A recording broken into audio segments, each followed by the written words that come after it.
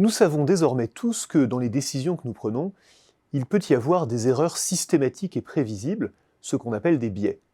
Par exemple, à peu près tous les recruteurs ont maintenant été sensibilisés aux biais de groupe, qui leur font préférer des candidats qui leur ressemblent ou qui sont conformes aux stéréotypes du poste. Et tous les managers connaissent le biais d'optimisme et savent le traquer chez celles et ceux qui viennent leur soumettre des projets ambitieux. Mais il n'y a pas que les biais dans la vie. Quand nous faisons une prévision, quand nous estimons un budget, quand nous évaluons la performance d'un collaborateur, il y a un autre type d'erreur dont on ne parle presque jamais et qui cause pourtant autant de dégâts, voire plus. Cette autre manière de se tromper, c'est le bruit. Pour illustrer la différence entre le biais et le bruit, imaginons qu'une équipe de 5 tireurs se retrouve au même stand de tir et se partage une carabine. Si tous les tireurs ratent leur cible de la même manière, on soupçonne tout de suite qu'il se passe quelque chose, il doit y avoir une cause commune à ces erreurs. Peut-être par exemple que la visée de la carabine est faussée ou que le vent souffle très fort. On peut d'ailleurs parier que si un 6e tireur prenait la même carabine, son tir atteindrait sensiblement le même point de la cible. Supposons maintenant qu'une autre équipe de tireurs se livre à ce même exercice, mais obtient un résultat bien différent. Cette fois, les impacts sont bien centrés sur le centre de la cible, mais ils sont dispersés. Ici, nous n'éprouvons pas le besoin d'imaginer une explication particulière à cette observation, sinon le fait que nos participants ne sont pas des tireurs d'élite. Et si nous devions essayer de deviner où est-ce qu'un 6e tireur va toucher la cible, nous serions bien en peine de le dire.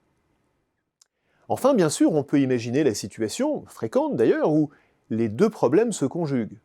Ici, les tirs sont dispersés, et en plus leur barycentre n'est pas dans le mille.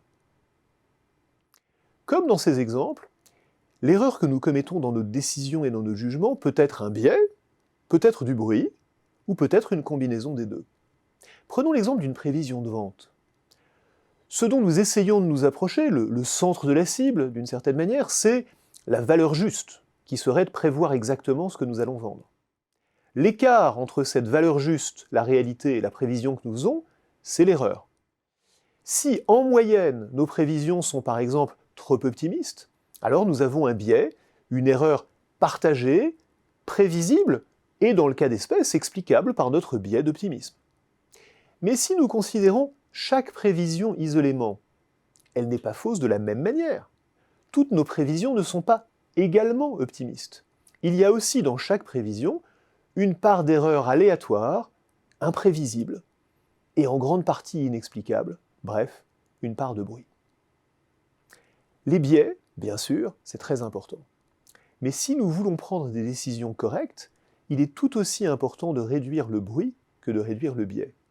On peut ne pas se tromper en moyenne, et pourtant se tromper à tous les coups. La plupart d'entre nous prêtons généralement beaucoup moins d'attention au bruit qu'au biais. Voilà une erreur que nous allons gagner à corriger.